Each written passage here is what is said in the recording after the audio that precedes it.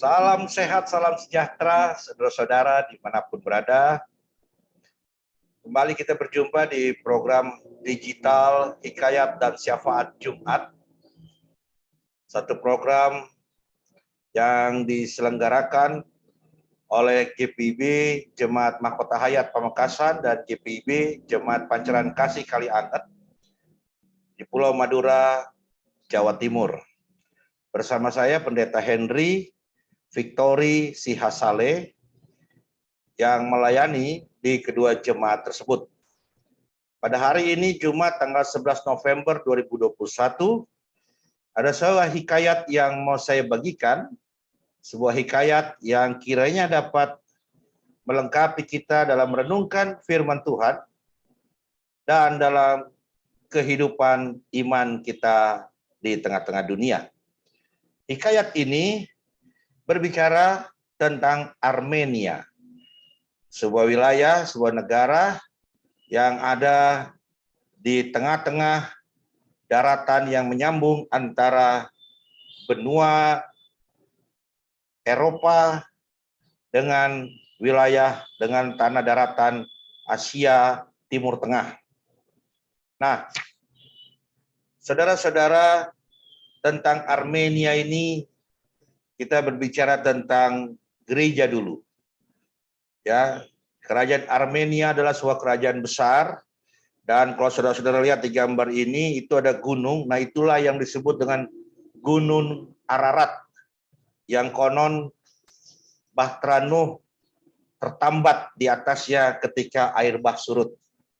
Nah, inilah kerajaan Armenia, salah satu kerajaan yang sudah berkembang di masa Kekaisaran Roma di awal-awal abad-abad awal ya, di abad pertama Masehi. Bahkan sebelum Masehi sudah ada kerajaan ini. Nah, setelah Yesus naik ke sorga, beberapa tahun kemudian, dua orang Rasul Yesus datang ke Armenia untuk memberitakan Injil, yaitu Rasul Tadeus dan Rasul Bartolomeus. Nah, Rasul Tadeus dan Bartolomeus ini menaburkan benih-benih Injil. Dan benih-benih ini, Injil ini baru bertumbuh dan berbuah setelah 200 tahun kemudian, ketika Gregorius datang ke Armenia. Dengan metodenya yang luar biasa dalam menjelaskan tentang Injil kepada seluruh kategori usia, Gregorius berhasil menarik perhatian banyak orang Armenia untuk dibaptis, bahkan Raja Armenia pun ikut dibaptis. Nah, itu terjadi di tahun 238 atau 338 sampai 314 Masehi. Jadi 200 tahun kemudian setelah kedua Rasul Tuhan Yesus datang ke sana menaburkan benih-benih Injil. Raja itu dibaptis pada tahun 301 dan kemudian Raja Armenia mengeluarkan maklumat pada tahun itu bahwa di seluruh kerajaan Armenia orang Kristen diberikan kebebasan untuk beribadah. Nah, dengan demikian Armenia menjadi negara pertama, kerajaan pertama pada saat itu yang mengakui hak hidup gereja. Seperti yang mengakui hak hidup gereja. Karena pada saat itu, saudara-saudara, Kekaisaran Roma yang menguasai dunia pada saat itu belum mengakui hak hidup gereja. Baru 12 tahun kemudian, Kekaisaran Roma mengakui hak hidup gereja di masa Konstantinus. Baru 12 tahun kemudian, setelah Armenia kerajaan Armenia mengeluarkan maklumat itu. Nah, kebebasan beragama itu dimanfaatkan oleh Gregorius untuk mendidik warga gereja. Ia memperbaiki kurikulum dan metode katekisasi, bahkan kegiatan yang sangat luar biasa terjadi pada masa Gregorius melakukan pendidikan itu, di mana anak-anak menjadi sasaran dalam pengajaran, dalam pembinaan ajaran gereja.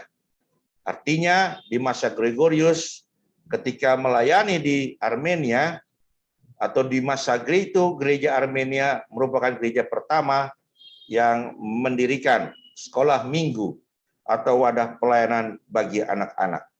Itu terjadi di tahun 300 Masehi. Dalam perkembangannya, saudara-saudara, kerajaan Armenia pun melemah.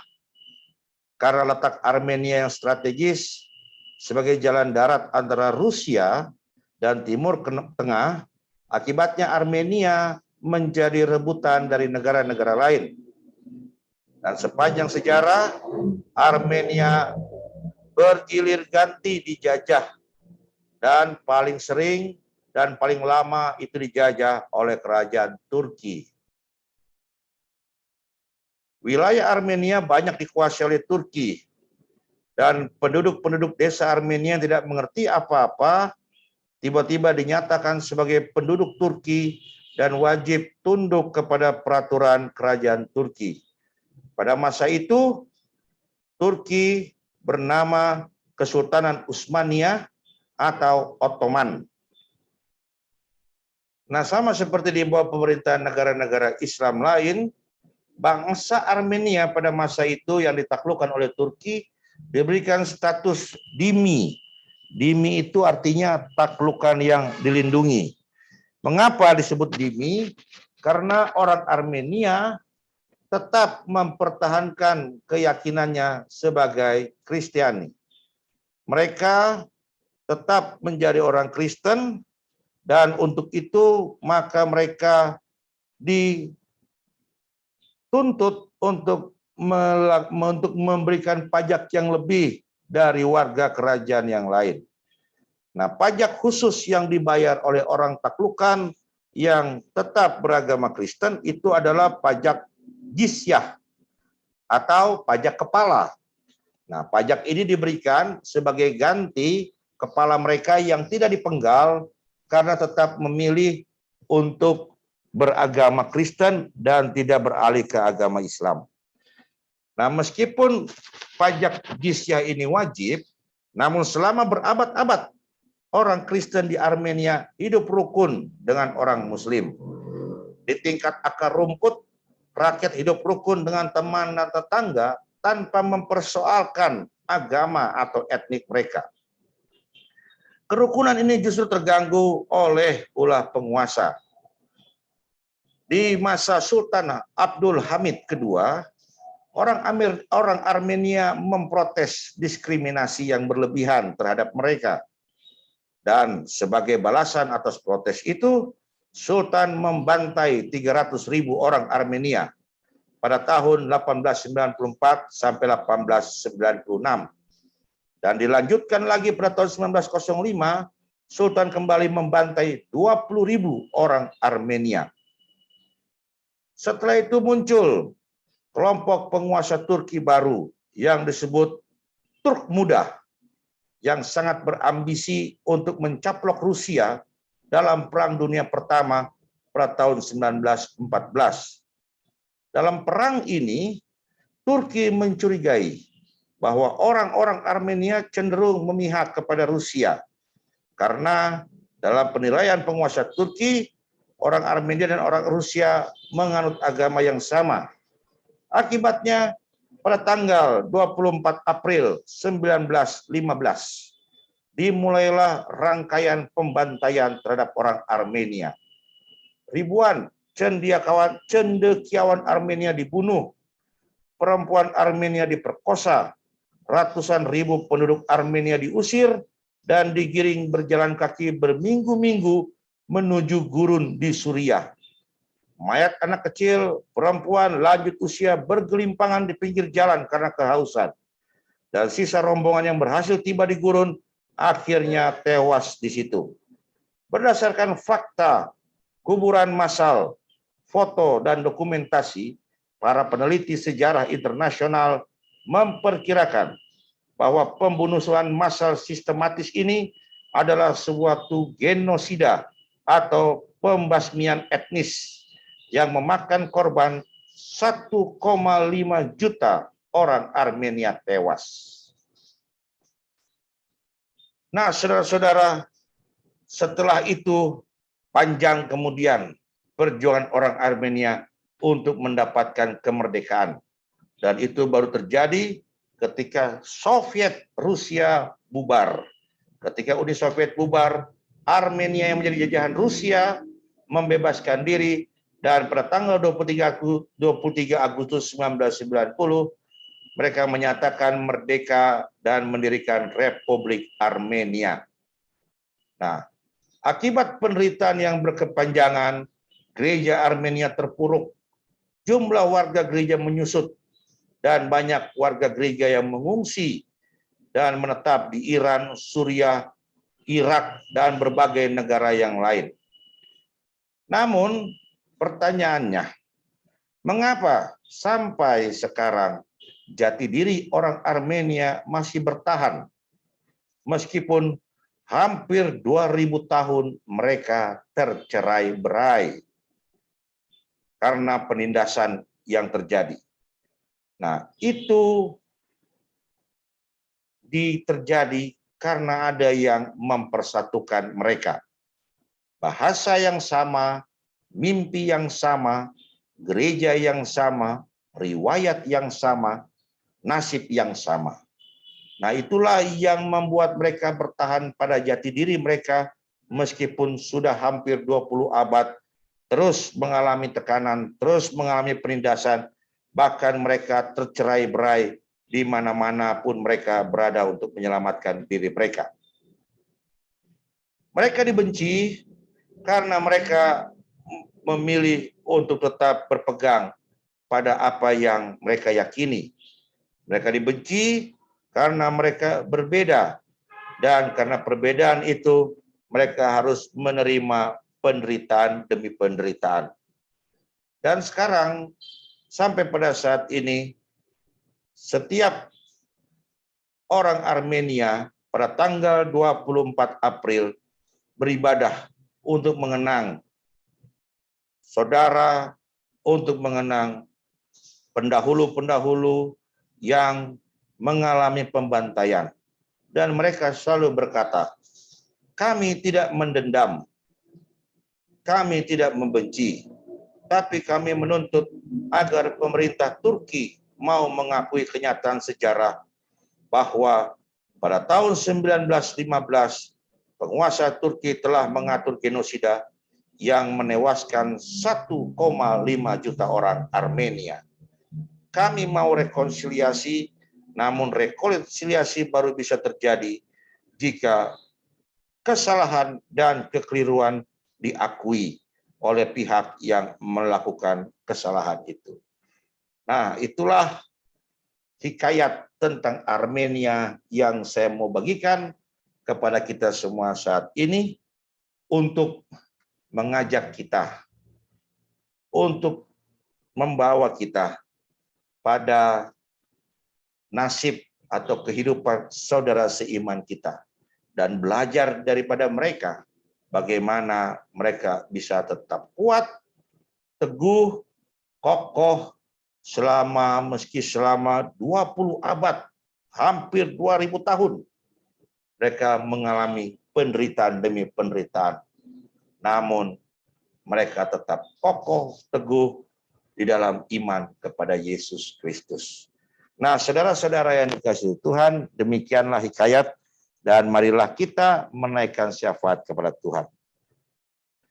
Kami bersyukur kepadamu Tuhan bahwa melalui ruang digital ini kami boleh berbagi. Kami boleh menerima apa yang kiranya perlu dalam kehendak Tuhan untuk pertumbuhan iman percaya kami, untuk melengkapi kami dalam merenungkan firman-Mu siang dan malam. Kami membawa diri kami kepadamu Tuhan, agar Roh-Mu senantiasa menolong kami untuk hidup setia dan taat kepada Tuhan. Agar Roh-Mu senantiasa menolong kami dalam kami melakukan tugas dan tanggung jawab kami. agar Roh-Mu senantiasa menolong kami dalam kami menjalani kehidupan ini dengan segala kebutuhan yang ada, dengan ketergantungan kami kepada berkat Tuhan, agar Roh-Mu senantiasa memberikan hikmat bagi kami dalam menghadapi pergumulan dan senantiasa bersyukur dan sukacita di dalam Tuhan senantiasa ada dan memenuhi kehidupan kami. Tuhan, berkatilah kami dan keluarga kami. Tuhan berkati gereja di mana kami bersekutu. Berkatilah sesama kami, masyarakat, bangsa, dan negara.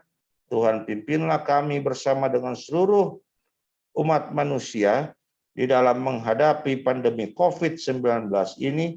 Pimpinlah kami ya Tuhan. Berkatilah tenaga kesehatan dan sistem pelayanan kesehatan yang ada. Tolonglah mereka dan mampukanlah sistem pelayanan kesehatan yang ada dapat menopang, mendukung di dalam kami menghadapi pandemi ini. Sampai pada waktunya Tuhan berkenan, pandemi ini boleh gugur di tengah-tengah kehidupan kami. Kami memohon kepadamu Tuhan, agar kehidupan kami senantiasa menjadi kehidupan yang terus mencerminkan kasih Tuhan di tengah-tengah dunia ini. Agar kehidupan kami senantiasa menjadi kehidupan di mana Tuhan berkenan, berkehendak untuk menyatakan apa yang Engkau rancang, apa yang Engkau salurkan, dan apa yang Engkau berikan bagi dunia ini, yaitu damai sejahtera Tuhan yang ada di surga yang boleh terjadi di bumi. Semuanya Tuhan kami bawa dalam syafaat kepadamu. Ampuni salah dan dosa kami. Tolonglah saudara-saudara kami yang sakit, keluarga kami yang menderita kelemahan tubuh. Tuhan tolong, Tuhan berkenan menguatkan dan menyembuhkan mereka. Juga bagi saudara-saudara kami, keluarga kami yang berduka, Tuhan berkenan Roh-Mu hadir untuk menguatkan dan menghibur mereka. Kami percayakan kehidupan kami, kami percayakan gereja-Mu Tuhan di mana kami bersekutu, kami percayakan keluarga kami, kami percayakan kehidupan masyarakat, bangsa, dan negara kami percayakan kehidupan seluruh umat manusia ciptaan Tuhan, hanya ke dalam rencana Tuhan, hanya ke dalam rancangan damai sejahtera Tuhan Allah Bapa kami di sorga. Di dalam nama Yesus Kristus dengan perantaraan Roh Kudus kami berdoa. Amin. Demikianlah syafaat, hikayat dan syafaat pada saat ini, Jumat 11 November 2021. Tuhan Yesus memberkati saudara-saudara dimanapun berada.